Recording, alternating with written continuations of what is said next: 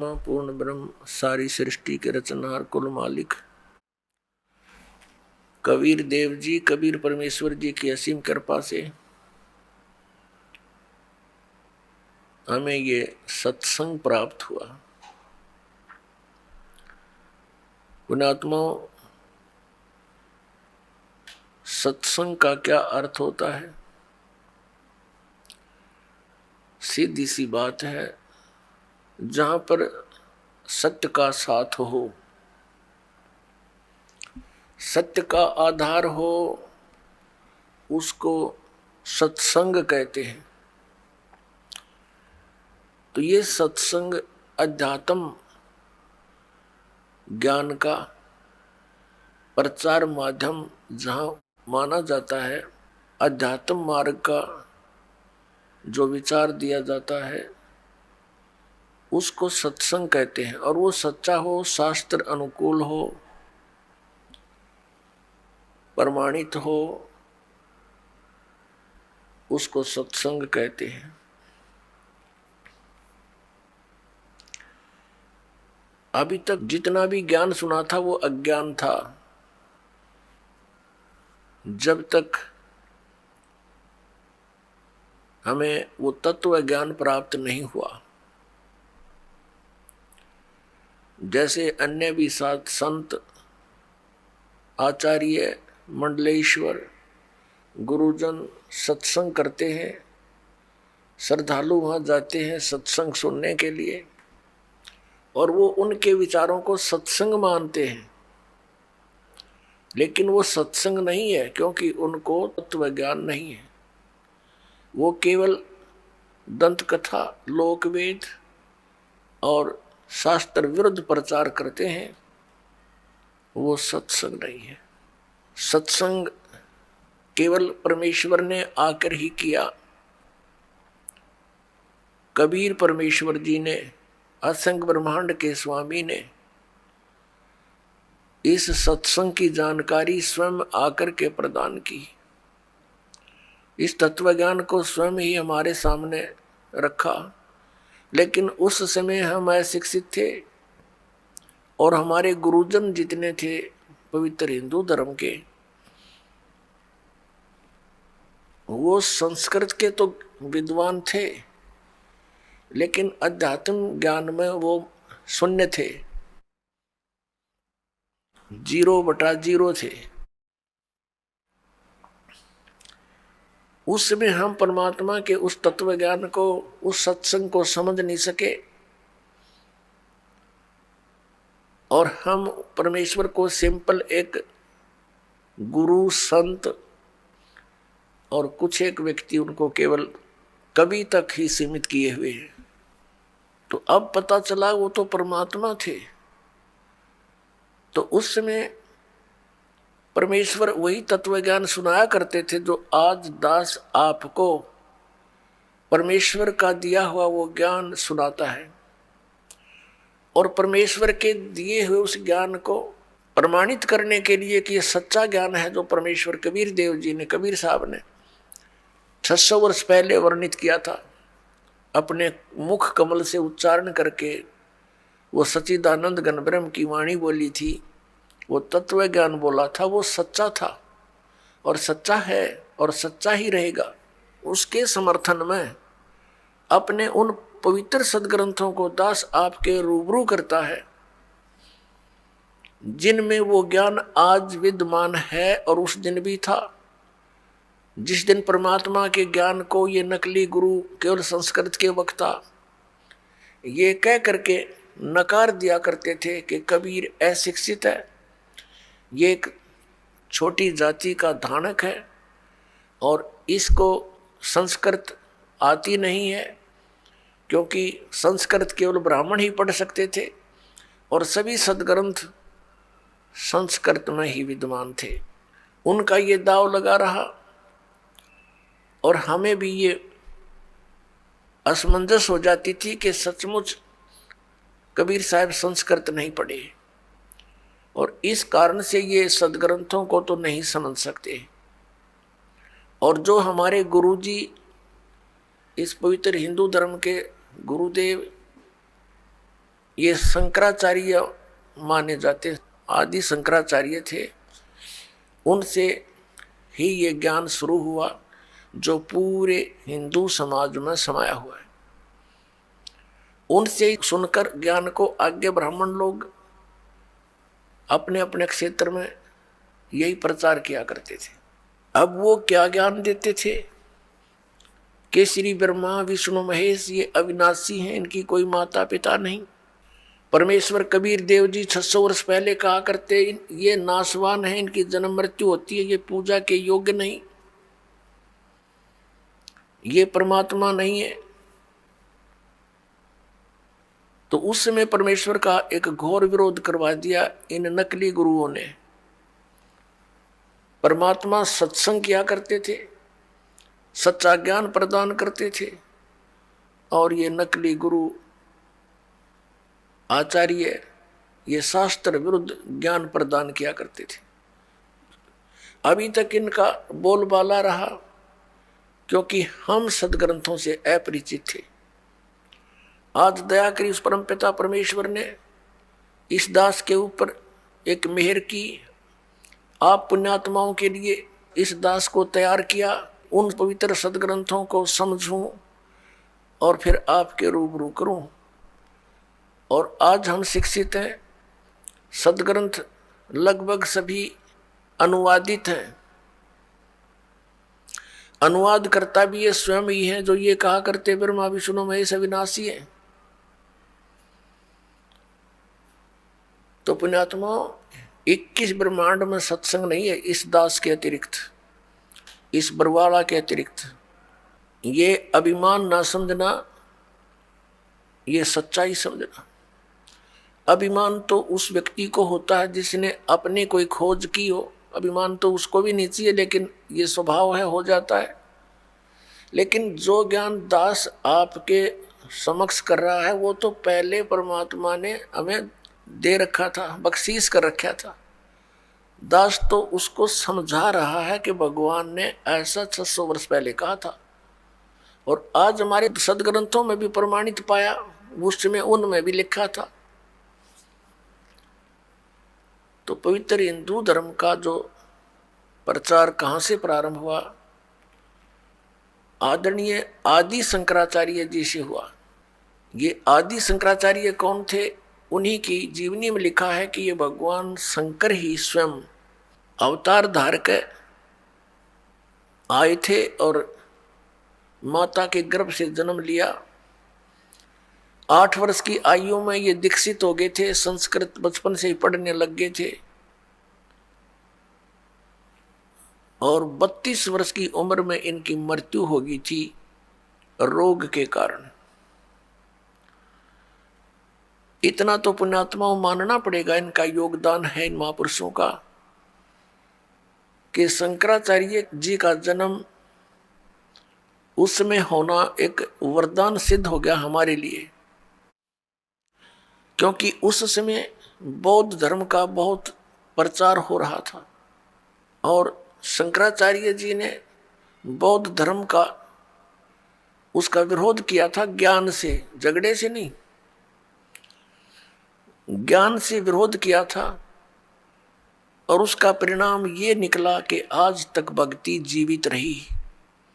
यदि बौद्ध धर्म फैल जाता भारतवर्ष में तो पूरा भारतवर्ष नास्तिक हो जाता। बौद्ध धर्म फैला चीन में, पूरा चीन नास्तिक हो गया। इसी प्रकार पुण्यात्मा, यदि उस समय ये पुण्यात्मा आदि शंकराचार्य जी नहीं आते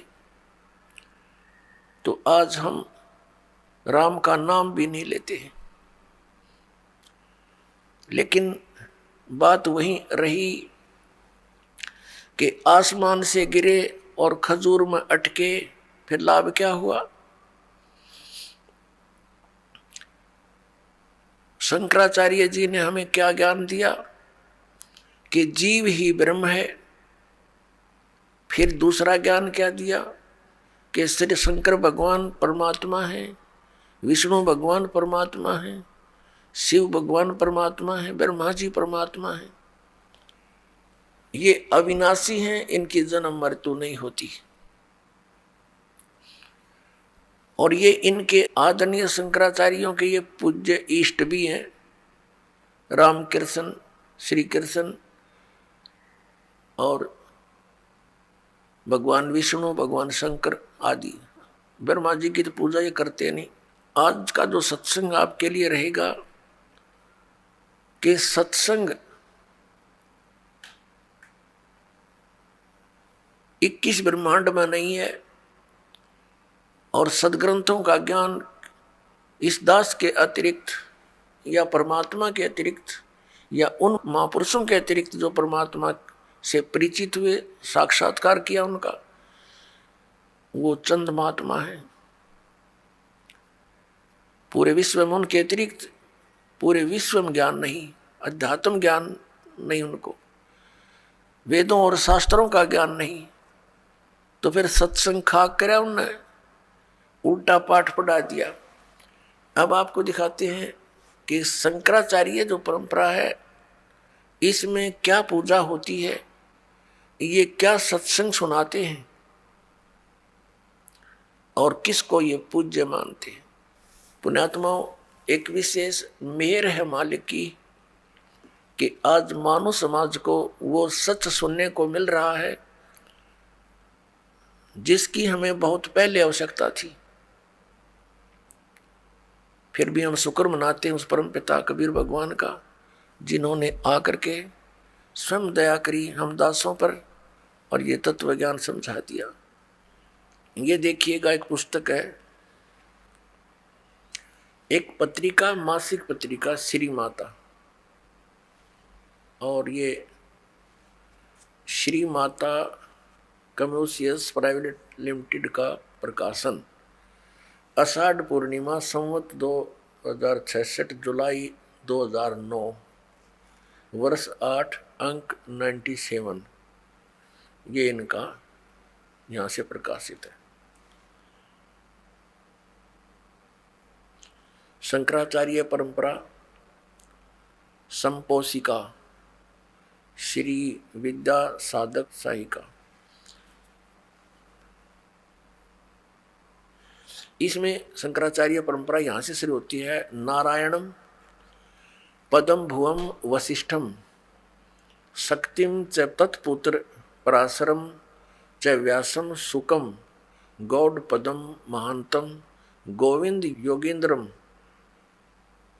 अस्य शिष्यम। अब ये क्या बताया है कि ये इनके पूज्य देव हैं। कौन? नारायण से शुरू होते हैं, नारायण। अच्छा, फिर इसके बाद वशिष्ठ जी, ब्रह्म ऋषि वशिष्ठ। वशिष्ठ जी के पुत्र हुए हैं श्री शक्ति देव, ये श्री शक्ति देव। और शक्ति जी के पुत्र हुए हैं श्री पराशर, इसको पाराशर भी बोलते हैं, श्री पराशर जी। और पराशर के पुत्र हुए हैं श्री व्यास जी, भगवान वेद व्यास जी। और वेद व्यास जी के पुत्र हुए हैं सुखदेव जी। उसके बाद फिर ये श्री गौड़ पदाचार्य, श्री गोविंद भगवत पादाचार्य, और फिर ये इनके बाद हुए हैं श्री मद आदि शंकराचार्य, आद्य शंकराचार्य। नारायणम स आरंभाम शंकराचार्य मध्यम, ये न अपना। आज यहाँ से क्या है कि वर्तमान में अब ये शंकराचार्य हैं 4 मठों पर। श्री स्वरूपानंद जी यहाँ साफ नहीं दिखाई देते, ज्योतिष पीठाधीश्वर व द्वारका शारदा पीठाधीश्वर। और स्वामी श्री निशनानंद सरस्वती जी पुरी गोवर्धन पीठाधीश्वर। और ये है श्री भारती तीर्थ जी श्रृंगेरी पीठाधीश्वर। और इनके भगवान कौन है ये देखिएगा, पीछे देखना, ये नारायण यानी विष्णु जी, और ये श्री ब्रह्मा जी, और ये श्री शिव जी। ये इनके पूज्य देव हैं। ये एक पुस्तक है ज्योतिर्मय ज्योतिर्मठ, इसको और दिखाते हैं आपको। ये हैं श्री स्वरूपानंद जी शंकराचार्य, दो पीठों के पीठाधीश्वर। देखिए पूरा इसको। ये हैं शंकराचार्य जो वर्तमान में दो पीठों को संभाले हुए हैं, ज्योतिर्पीठ और द्वारका पीठ। अब यहां देखिएगा इसके दूसरे पृष्ठ पे, ये है ज्योतिर्मय ज्योतिर्मठ, ये पुस्तक का नाम है। ये किसके संरक्षक हैं? अनंत श्री विभूषित ज्योतिष पीठाधीश्वर एवं द्वारका शारदा पीठाधीश्वर जगत गुरु शंकराचार्य स्वामी श्री स्वरूपानंद सरस्वती जी महाराज, जिसका आपने ये चित्र देखा ये है। और संपादक लेखक एवं संकलनकर्ता विष्णुदत्त शर्मा, अध्यक्ष आध्यात्मिक उत्थान मंडल दिल्ली। प्रेरणा स्रोत है श्री शुद्धानंद ब्रह्मचारी जी, मुद्रक हैं फाइन प्रिंट एंड पैक्स। परामर्शन एवं सहयोग श्री विपिन बिहारी दत्त रामायणी, श्री पुनीत शर्मा, श्री आशुतोष जोशी। प्रकाशक हैं अखिल भारतीय आध्यात्मिक उत्थान मंडल, 1/3224 गली नंबर 2, रामनगर तिवारी मंडोली रोड, सादरा दिल्ली। ये इनके फैक्स और फोन नंबर है। अच्छा, इस पे दिखाते हैं आपको 2 नंबर इसकी। अब ये इनका एक पैड है, उसके ऊपर इसने लिखा है पूज्य श्री का संदेश। किसका? स्वामी स्वरूपानंद सरस्वती जी का महाराज। अनंत इनकी देखो उपमा कितनी गजब की है। अनंत श्री विभूषित श्री मजद गुरु शंकराचार्य ज्योतिष पीठाधीश्वर श्री स्वामी स्वरूपानंद सरस्वती जी महाराज, ज्योतिर्मठ बद्रिकाश्रम हिमालय संचार यात्रा स्थल। ये इनके हाथ से लिखा हुआ लेख है कि हमारे शंकर अद्वितीय दर्शन के अनुसार, ये कोई शंकर अद्वैत, ये कोई इनका लेख है जो आदि शंकराचार्य जी का लिखा हुआ अनुसार, भूत भौतिक प्रपंच के मूल में प्रकाश और विमर्श 2 पदार्थ हैं जो मणि और उसकी प्रभा के समान परस्पर अभिन्न है। प्रकाश शिव और विमर्श उसकी शक्ति यानी शिवा, शिव और पार्वती, ये देखो उसकी शक्ति है। पार्वती और परमेश्वर या त्रिपुर सुंदरी या त्रिपुर सुंदर उन्हीं का अभिव्यक्त रूप है, सब रूप है। शक्ति सौलित शिव ही जगत के सर्जन, पालन और संहार में समर्थ होते हैं। हमारा सीधा संबंध शक्ति के उस स्वरूप से है जो जगत का पालन रक्षण करती है आदि आदि। अब ये देखिएगा, ये है श्री स्वरूपानंद जी, ये इनके नीचे लिखा है इनका पूरा एड्रेस। प्रातः स्मरणीय पूज्यपाद अनंत श्री विभूषित ज्योतिष पीठाधीश्वर एवं द्वारका शारदा पीठाधीश्वर जगत गुरु शंकराचार्य स्वामी श्री स्वरूपानंद सरस्वती जी महाराज। अब देखो आगे, ये पार्वती जी की पूजा करते हैं।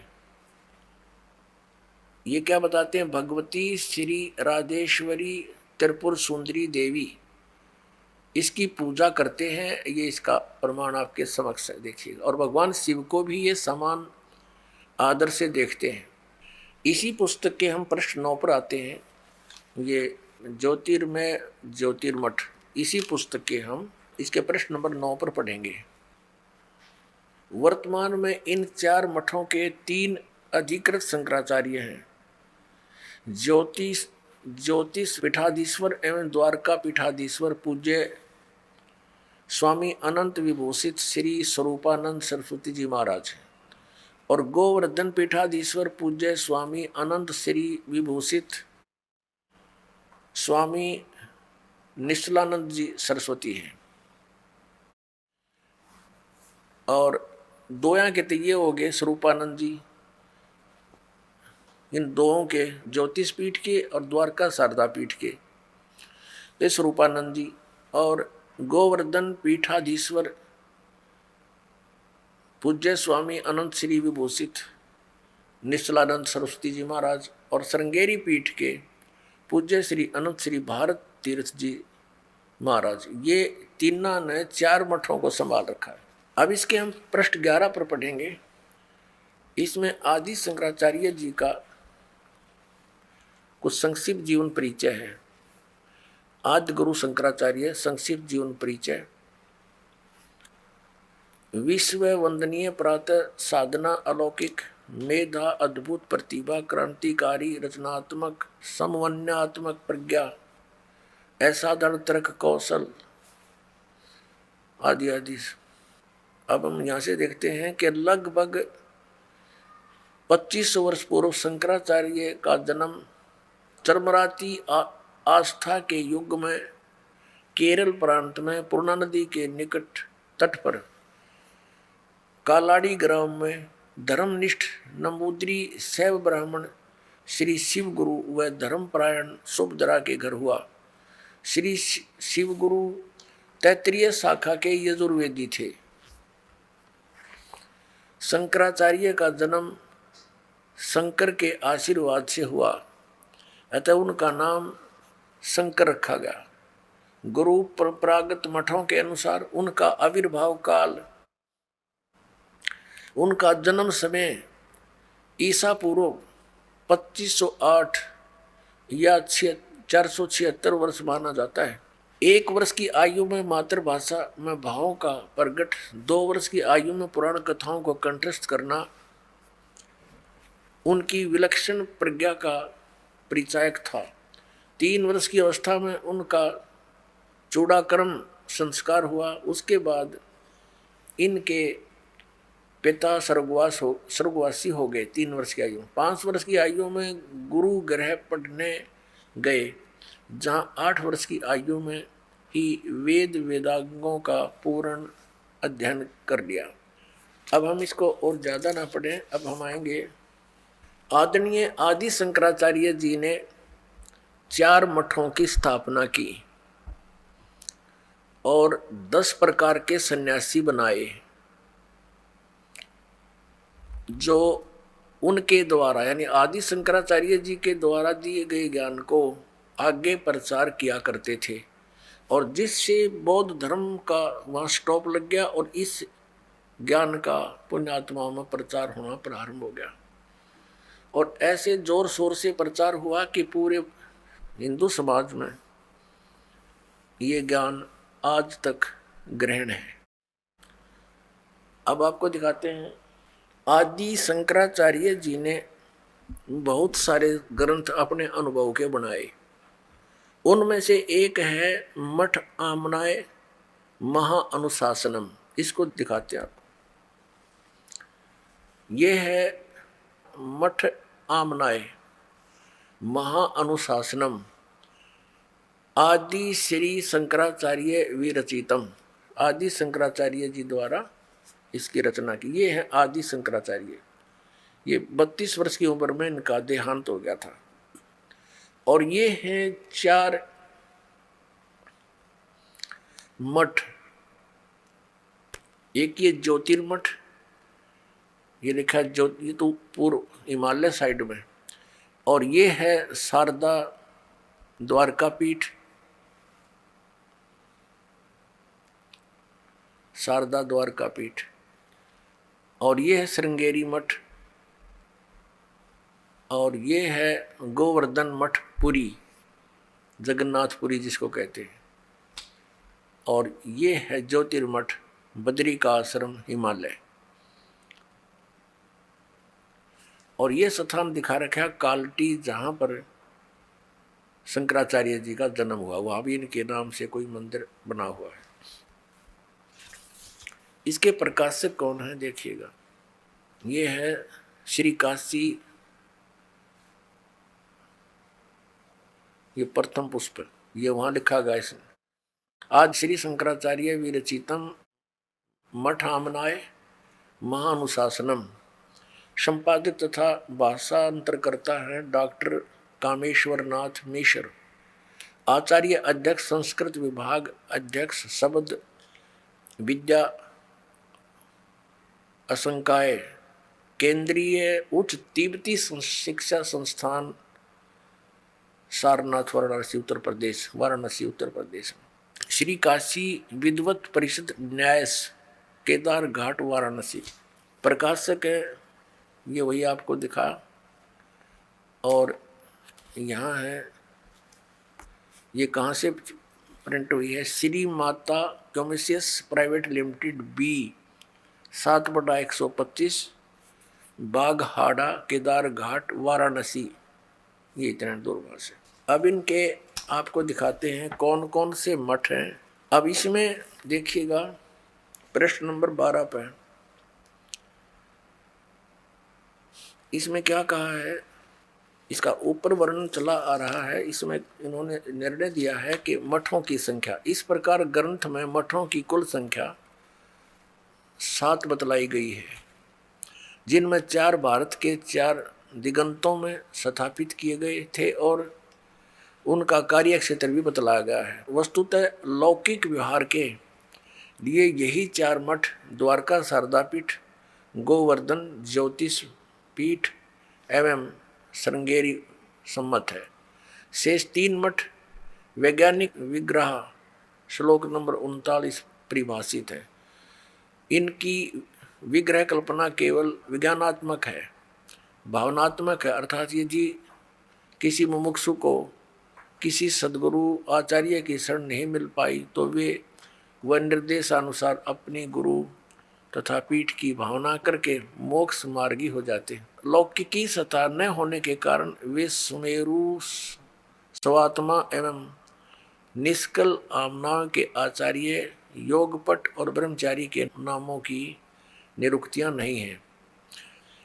अब यहाँ पूर्वोक्त 4 मठों की स्थिति और क्षेत्र तो भूतल पर बतलाए गए हैं और भारत के 4 भागों में अवस्थित है।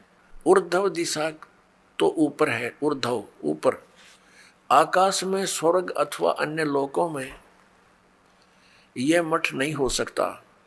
गंधर्व नगर अथवा आकाश महल की भांति यदि हो भी सकता है तो केवल भावना लोक में, भूलोक में नहीं।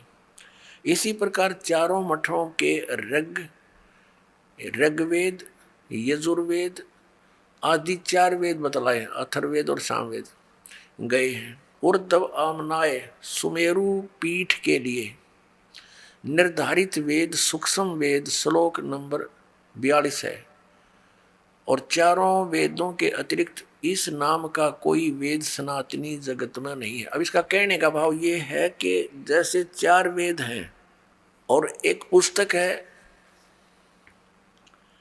ये मठामनय महानुशासनम, इसके श्लोक नंबर 42 में एक सूक्ष्म वेद का भी जिक्र है, पर लेखक अनुवादकर्ता कह रहा है कि ये तो कहीं और ही हो सकता है, हमारे सनातनी जगत में केवल 4 ही वेद हैं।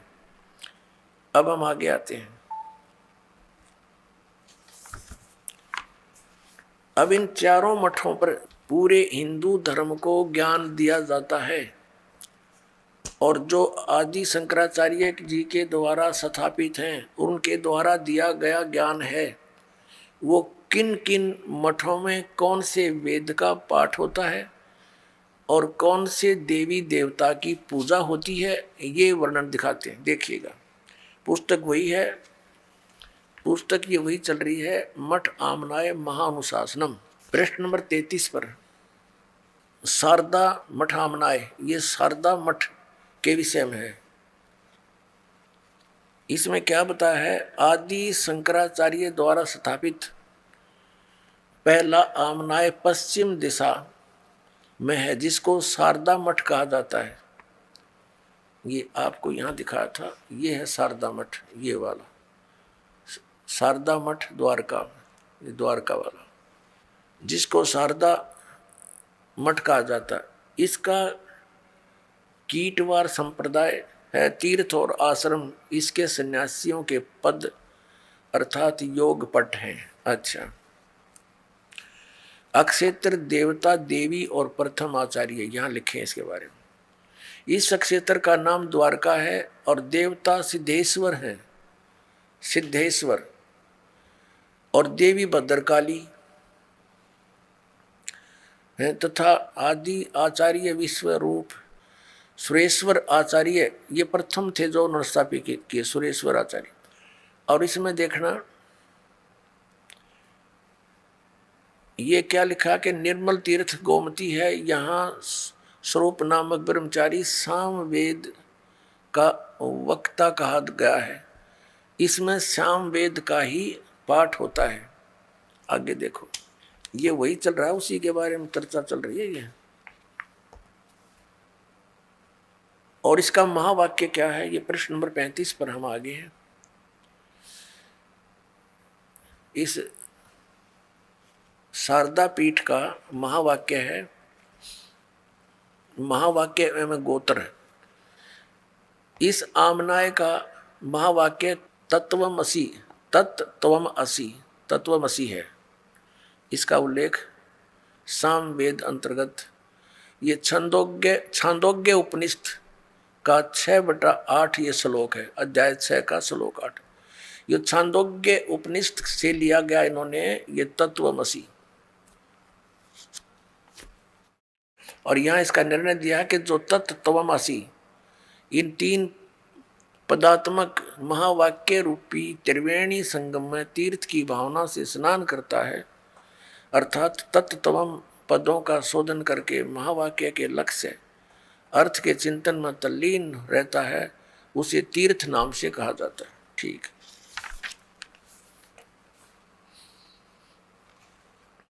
अब ये है गोवर्धन मठ आमनाए। गोवर्धन उस मठ के बारे में जानकारी है। इसमें गोवर्धन मठ माना जाता, यह है कि दूसरा आमनाए पूर्व दिशा में वह है गोवर्धन मठ माना जाता है। यहां देखेंगे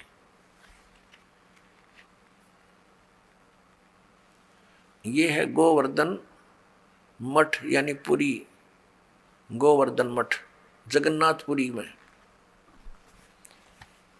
दूसरा आमनाय पूर्व दिशा का है, वह है गोवर्धन मठ माना जाता है। संप्रदाय भोगवार है और वन और आरण्य इसके सन्यासियों के पद योगपट है। अब इसमें क्या है, इसका भगवान कौन है, इसका क्षेत्र पुरुषोत्तम है और भगवान जगन्नाथ इसके देवता हैं और देवी विमला है, आचार्यों के ये नाम है। और इसका जो महावाक्य क्या है, यहां पर महावाक्य प्रज्ञानम ब्रह्म, और ये ऐत्रेय उपनिषद का है 5/3। ये यहां से लिया है इन्होंने ये मंत्र जाप करण का। और यहां पर हम देख रहे हैं 38 पृष्ठ पे। इस मठ के ब्रह्मचारी के लिए ऋग्वेद का ही पठन स्वाध्याय बतलाया गया है और गोत्र का नाम काश्यप है। इसमें गोवर्धन पीठ में ये ऋग्वेद पढ़ते हैं और नहीं।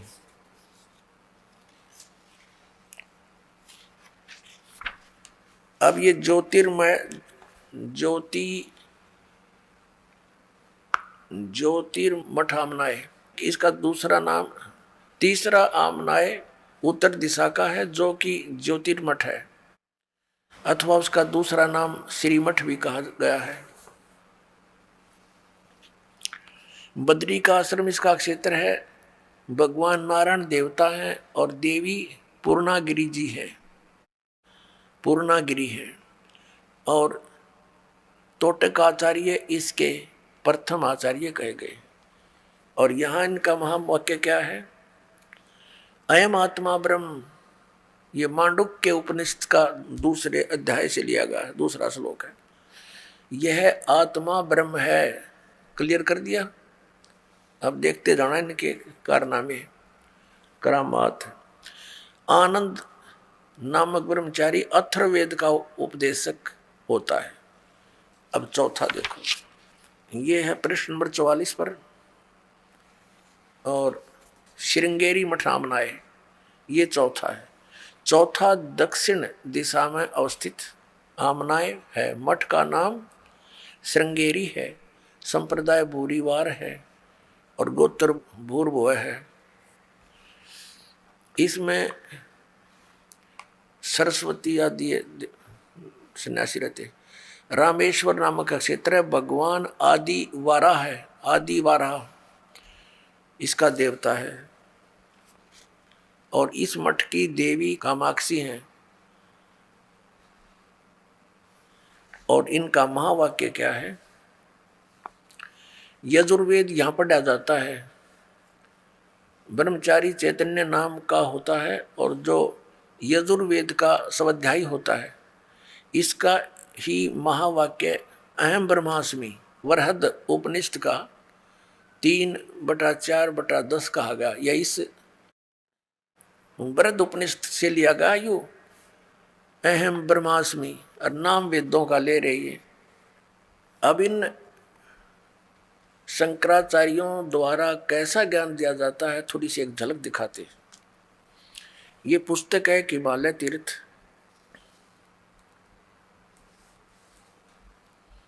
जेपी नंबूरी इसके ये लेखक हैं। हिमालय तीर्थ जेपी नंबूरी उप मुख्य कार्यकारी श्री बद्रीनाथ केदारनाथ मंदिर समिति, कोलकाता से प्रकाशित है। पहला प्रकाशन, प्रकाशक है रंजू चक्रवर्ती, 76A/1 बामा चरण राय रोड कलकत्ता, मुद्रक गिरी प्रिंट सर्विसेज कलकत्ता। ये ऐसे। अब आपको दिखाते हैं इसके, ये देखिएगा, ये पृष्ठ नंबर 42 पर हिमालय तीर्थ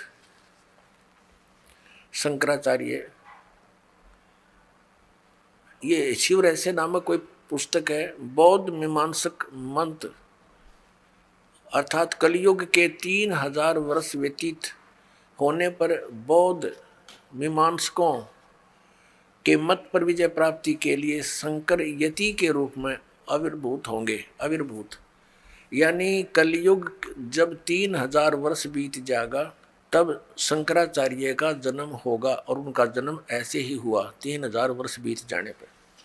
अब इसमें कथा दिखाते हैं आपको, हमारे शंकराचार्य जी हमें क्या कथा सुनाते हैं, कैसा ज्ञान देते हैं। यह एक कथा सिंपल सी लेंगे, ज़्यादा इतना समय नहीं हम वेस्ट करेंगे। देखना, ये पृष्ठ नंबर 19 पे एक कथा सुनाई है इन्होंने इन तीर्थों के बारे में, ये तीर्थ कैसे बने। ये हिमालय तीर्थ पुस्तक है। यहाँ लिखा है कि ये पहले तो इन्होंने और बताई है, नर और नारायण ऋषियों के पश्चात अन्य ऋषि मुनियों व भक्तों द्वारा यह ज्योतिर्लिंग पूजित रहा। एक भगवान ने कोई किसी नर और नारायण नामक व्यक्तियों की पूजा से प्रसन्न होकर ज्योतिर्लिंग की स्थापना की, उसकी पूजा करते रहे। उसके पश्चात तत्पश्चात महाभारत काल में पांडवों द्वारा गोत्र हत्या अर्थात महाभारत युद्ध में अपने भाई बंधुओं आदि की हत्या के पाप से मुक्ति हेतु यहाँ पर देवादिदेव महादेव की आराधना की। अपना पाप नाश करने के लिए भगवान शंकर भगवान की पूजा की उन्होंने, ये पांडवों ने। इसी प्रसंग में पुराणों में एक कथा आती है, भगवान वेद व्यास जी की आज्ञा से पांडव केदार क्षेत्र में गए। भगवान महिष यानी भैंस का रूप धारण कर केदार अंचल में विचरण करने लगे। भगवान शंकर ने भैंस का रूप धारण किया और उस केदार अंचल में यानी उस क्षेत्र में घूमने लगे भैंस बनकर। और भीम ने भगवान शिव को मायावी महिषी के रूप में पहचान लिया। अब नो कहे भीम ने वो पहचान लिया कि वो भगवान शिव है भैंस के रूप में, और वे ऐसा जानकर भगवान शिव महिष रूप में पृथ्वी में समा ही रहे थे कि महाबली भीम ने दौड़कर उनका पिछला भाग पकड़ लिया। पांडवों की भक्ति एवं विश्वास को देखकर भगवान शिव ने उन्हें साक्षात दर्शन दिए। गुरु हत्या पाप के फल स्वरूप प्रायश्चित के रूप में भीम द्वारा पकड़े गए पृष्ठ भाग की पूजा अर्चना का आदेश देकर वहीं अंतर ध्यान हो गए।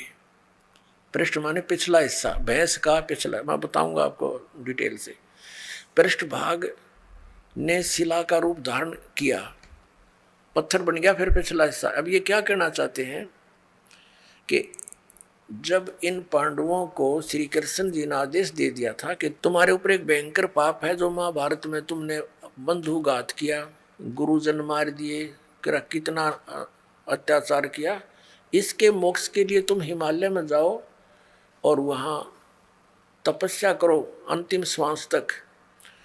तो क्या कहना चाह रहे हैं ये लेखक कि पांडव वहाँ पर अपना वो भक्ति कर रहे थे, तपस्या कर रहे थे, साधना कर रहे थे। भगवान शिव आगे वहाँ पर भैंस रूप धारण करके अन्यों के भीम ने पहचान लिए और भीम दौड़ा तो भगवान शंकर समझ गए उसको, इस कारण से वो पृथ्वी में समान लग गए और फिर केवल पृष्ठ भाग यानी पिछला हिस्सा शेष रह रहा था पृथ्वी में जानते।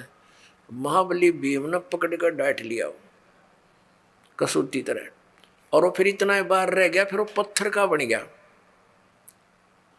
और कहते भगवान शिव वहां प्रकट हो गए। ये काल का छल है सारा, ये शिव रूप में प्रकट हो गया और उनको कह दिया कि तुम बस इसकी पूजा करो, भैंस के पिछले हिस्से की, और टट्टी गोबर के स्थान की भीम पूजा करने ला दिए और वो बन गया तीर्थ स्थान। वो टट्टी पेशाब के पोर्शन का नो कहे तुम इसकी पूजा करो और वो तीर्थ बन गया हमारा। क्या देखिए फिर पढ़िए, ये समझ में आओगा। भगवान वेद व्यास की आज्ञा से पांडव केदार क्षेत्र में आए।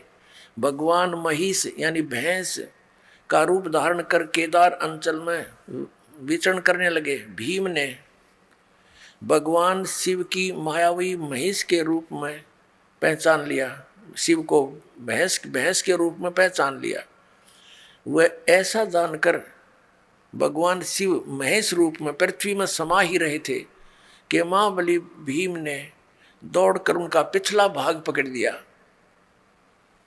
पांडवों की भक्ति व एवं विश्वास को देखकर भगवान शिव ने उन्हें साक्षात दर्शन दिए और फिर गोत्र हत्या गुरु हत्या के फलस्वरूप प्रायश्चित के रूप में भीम द्वारा पकड़े गए पृष्ठ भाग यानी पिछले हिस्से को की पूजा अर्चना का आदेश देकर वहीं अंतर ध्यान हो गए।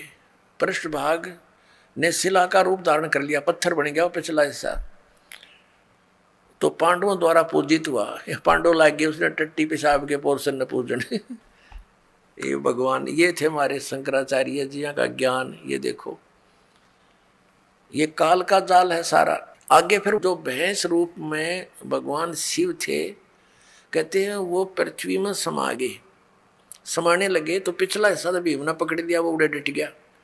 अब आगे कौन कौन से पैर कहाँ गए, मुंह कित निकला जाकर उसका, ये देखियो। ये 19 पृष्ठ पे पढ़ रहे हैं हिमालय तीर्थ के, यहां आ गया अंतर जा रहा है। और वो फिर पिछला हिस्सा पृष्ठ भाग यानी पिछला हिस्सा, ये पिछला भाग है। भीम द्वारा पृष्ठ भाग जो है ने शिला का रूप धारण कर लिया और पांडवों द्वारा पूजित हुआ। पांडव उसकी पूजा करने लगे, फिर पूछड़ की, और तब से आज तक पूजित है। आज तक उससे की पूजा पर लग रहे हैं भगत। महिष का अगर भाग नेपाल में जाकर प्रकट हुआ, ओहो और जो पशुपतिनाथ के नाम से विख्यात हुआ। अरे वाह देवताओं, कहते हैं उस भैंस का अगला मुंह सिर उड़ा निकला जाके कहाँ, नेपाल में। ओहो, महेश का अगर भाग यानी अगला हिस्सा मुंह सिर नेपाल में जाकर प्रकट हुआ, जो पशुपतिनाथ के नाम से विख्यात हुआ। अब वहाँ पशुपतिनाथ के नाम से मंदिर बन गया, लोग वहाँ पूजन लगे। ये इन हमारे शंकराचार्यों द्वारा दिया गए ज्ञान पर आधारित पुण्यात्मा वो साधना कर रहे हैं। महिष के अन्य 4 भाग कर्म से तुंगनाथ में बाहु, रुद्रनाथ में मुख, मद महेश्वर में नाभि, और कल्पेश्वर में जटा। इस प्रकार केदारनाथ को छोड़कर महेश रूपी भगवान शंकर के अन्य 4 भाग केदार क्षेत्र में प्रतिष्ठित हुए। केदारनाथ सहित ये स्थान पंच केदार नाम से विख्यात है। अब देखो, नेपाल में पहुंच गया अग्रभाग, महेश का अग्रभाग नेपाल में अगला हिस्सा, और बाकी ये सारे भारत में रह गए। और वो नेपाल में जो पशुपति नाथ की पूजा होती है, वह ऐसे इनके बनाए हुए ये अपना विधान है। देखो पुण्यात्माओं, हमने वो साधना करनी है जो हमारे पवित्र वेदों और पवित्र गीता में लिखी है। हम ये नहीं कहते कि ऐसा ना हुआ होगा। भक्ति मार्ग में कोई भी चीज असंभव नहीं होती, क्योंकि ये काल भगवान 1000 कला का भगवान है, सहस्र कला का और सहस्र भुजा का। तो ये भी बहुत प्रबल है, बहुत शक्ति युक्त है, सिद्धियां हैं इसके अंदर। ये कुछ भी कर सकता है इस प्रकार के भ्रमित करने के लिए। तो हम ये नहीं कहते कि ऐसा नहीं हुआ होगा, ये फिर ये तो यादगार रहेगी। हमने पूजा वही करनी है जो हमारे सदग्रंथ बताते हैं। अब आगे दिखाते हैं महापुरुषों के और क्या विचार हैं। अब देखिएगा, एक पुस्तक है धर्मरथ।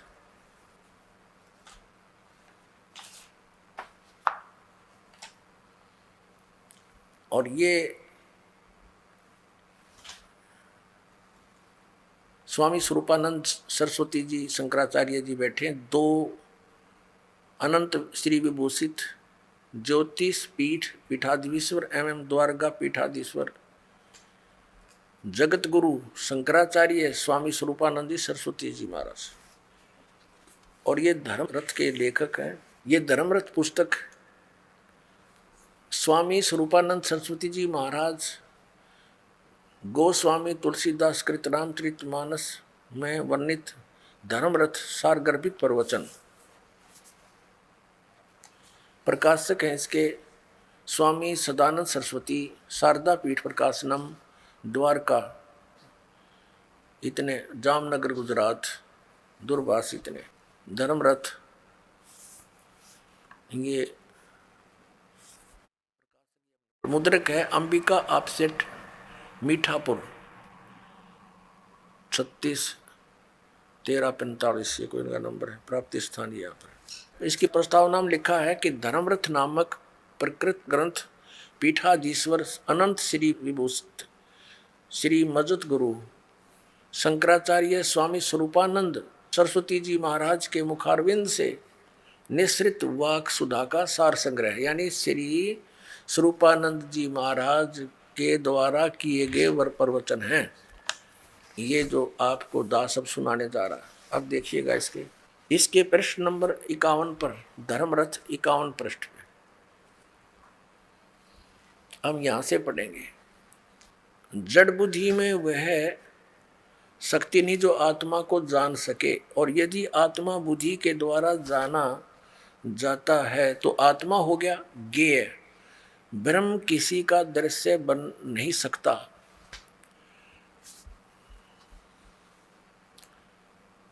दृश्य नहीं बन सकता, तो फिर बुद्धि ब्रह्म को कैसे जान सकती है? यह प्रश्न बना रहता है, जिसका समाधान हमने संक्षेप में सूत्र रूप में कल सुनाया था, पीछे सुना दिया, कि सामान्य बुद्धि उस परमात्मा को जानने में निश्चित रूप से असमर्थ है, परंतु वेदांत शास्त्रार्थ अभ्यास संस्कार जन्य संस्कृत जो बुद्धि है, उस बुद्धि से ब्रह्म का साक्षात्कार होता है। बुद्धि ही विवेक करती है, विवेक करते करते हमें उस स्थिति में पहुंचा देती है जहां जाकर ब्रह्म का साक्षात्कार सहज में ही हो जाता है। ब्रह्म का साक्षात्कार क्या है? जैसे हम किसी मनुष्य को देखते हैं और कहते हैं कि हमने उसका साक्षात्कार किया, आपसे हम मिले, उस प्रकार ब्रह्म से साक्षात्कार नहीं हुआ। फिर कैसा? इस प्रकार ब्रह्म किसी को गोचर नहीं होता, वो दिखता नहीं, इंद्रियों और मन के द्वारा वह नहीं जाना जा सकता। तो ब्रह्म का साक्षात्कार क्या है? वस्तुतः सतिथि यह है कि ब्रह्म को सब जानते हैं। किस रूप में जानते हैं? जिस तत्व के रूप में श्रुतियों ने आत्मा को बतलाया है। आत्मा सबको विदित है। मैं हूं यह कौन नहीं जानता? सब कहते मैं हूं। भगवान के संबंध में तो लोग प्रश्न करते हुए कहते हैं कि महाराज भगवान है कि नहीं? तो हम उनसे यही पूछते हैं कि तुम हो कि नहीं? अगर तुम हो तो भगवान भी है, क्योंकि पहले हमने आपको देखा। मैं कौन हूं? तो अहम ब्रह्मास्मि, मैं ब्रह्म हूं। इस बात का सभी को ज्ञान है, मैं हूं। अब यहां देखते हैं, हम शरीर को जान रहे हैं तो इसका अर्थ यह हुआ कि शरीर हमसे पृथक है। ये ज्ञान दे रहे हैं स्वरूपानंद जी। इस प्रकार प्राण को हम जानते हैं। शरीर को संचालित करने वाली शक्ति जो है वह प्राण है। प्राण भी हमसे पृथक है। जो मन को जानते हैं, मन भी हमसे पृथक है। महात्मा लोग बतलाते हैं समाधि की विधि, कैसे समाधि लगाई जाए, कैसे आत्म दर्शन किया जाए। तो यह बताते हैं कि पहले स्थिर आसन से बैठ जाएं, शांतिपूर्वक थोड़ी देर स्थिर बैठे रहने पर अपने आप अपने को शरीर मालूम पड़ने लगेगा। मन से यह शरीर है, तो शरीर जिस समय हमारा देह बन जाए, समझ लेना चाहिए हम शरीर से अलग हो गए। फिर मन है, ये आएगा कि इस शरीर को चलाने वाला, हाथ पैर उठाने वाला, रखने वाला मैं हूं। तो हम प्राण में चले गए, प्राण के साथ हम एक हो गए। उस प्राण में दृष्टि केंद्रित कर दिया तो थोड़ी देर तक प्राण में दृष्टि केंद्रित करने पर प्राण भी आत्मा से पृथक प्रतीत होने लगेगा। फिर हमको लगेगा कि इस प्राण को भी हम प्रेरित करने वाला, संकल्प करने वाला मैं हूं। तो इस प्रकार अर्थ यह है कि हम मन के साथ जुड़ गए, उस मन को भी देखने लग जाए, मन में भी अपनी दृष्टि केंद्रित कर दी जाए तो मन भी अपनी आत्मा से पृथक होने लगेगा। फिर यह मन में विचार आएगा कि यह संकलात्मक, विकलात्मक प्रेरित करने वाला निश्चय करता मैं हूं। तो इसका अर्थ यह हुआ कि हम बुद्धि के साथ तादम अपान्न हो गए, यानी उसके जैसे हो गए। तब हम बुद्धि में दृष्टि को केंद्रित कर दें तो बुद्धि भी अपने आप पृथक प्रतीत होने लगी। जहाँ शरीर, प्राण यानी श्वास, मन, बुद्धि, इन सब को अपनी आत्मा से अलग किया तो ये जो झूठा मैं, इसको हम अहंकार कहते हैं, जड़ चेतन की ग्रंथि कहते हैं, यह मैं समाप्त हो जाएगी। इसके समाप्त होते ही शून्य का अनुभव होगा। परंतु इस शून्य का अनुभव कौन कर रहा है? शून्य का भी तो कोई अनुभव करता है, उसके द्वारा। तो जिसके द्वारा शून्य का अनुभव हो रहा है वह शून्य नहीं है, वह पूर्ण है। तो उसमें अपना चित्त स्थिर करके फिर उसको विचलित न होने दें। आत्मा में अपने मन को स्थिर करके कुछ भी चिंतन न करें। इस समाधि में जो अनुभव होगा उस समय वेदांत के संस्कार से युक्त इस अनुभव को समझ लेना कि यही ब्रह्म है। अब इनका कहने का तात्पर्य है कि जैसे हम समाधिस्थ होते हैं, उसमें पहले हम देखेंगे हम शरीर हैं, शरीर को भी कोई बोल रहा है कि ये मेरा शरीर है। फिर मन को देखते हैं, मन मेरा कोई और बोल रहा है। फिर श्वासों को भी, फिर हाथ पैरों को हिलाने वाला कौन है, वो कोई और है। तो कहते फिर कति शून्य हो जाओ, शून्य में आप कुछ भी ना चिंतन करो, फिर आपको महसूस होगा कि आप कौन हो, हम आत्मा है। तो ये जो आत्मा है ये पूर्ण परमात्मा है। इनका अर्थ ही है कहने का। और इसको क्लियर करते हैं, स्पष्ट करते हैं इसको। ये देखिएगा, आगे इन्होंने 56 पृष्ठ पर स्पष्ट कर दिया इसको कि अब देखो, जिसने परम ब्रह्म को जान लिया उसने जितना भी संसार का सुख है वह सब प्राप्त कर लिया, शेष कुछ नहीं है। ऐसी स्थिति उसकी हो जाती है। अब सत्यम ज्ञानमंतम ब्रह्म। अब यहाँ आते हैं निवृत्ति में हम अपौरुष वेद वाणी से सुनते हैं कि ब्रह्म सत्य है। ये वेद वाणी को अपौरुषेय मानते हैं, किसी मनुष्य के द्वारा नहीं बोली गई। ठीक है, उस ब्रह्म सत्य है, ज्ञान है, अनंत है, वह अंतःकरण में ही अवस्थित है। तो हमारे मन में उसके अस्तित्व के संबंध में जो संदेह है उसकी निवृत्ति उस ज्ञान से हो जाती है। 4 महावाक्य हमारे वेदों में बतलाए गए, ये वेदों के नहीं, इन्होंने बल्कि उपनिषदों से ले रखे। 4 महावाक्य हमारे वेदों में बतलाए गए हैं, जिनमें अथर्ववेद का महावाक्य अयम आत्मा ब्रह्म, यजुर्वेद का महावाक्य अहम ब्रह्मास्मि, ऋग्वेद का महावाक्य प्रज्ञानम ब्रह्म, सामवेद का महावाक्य है।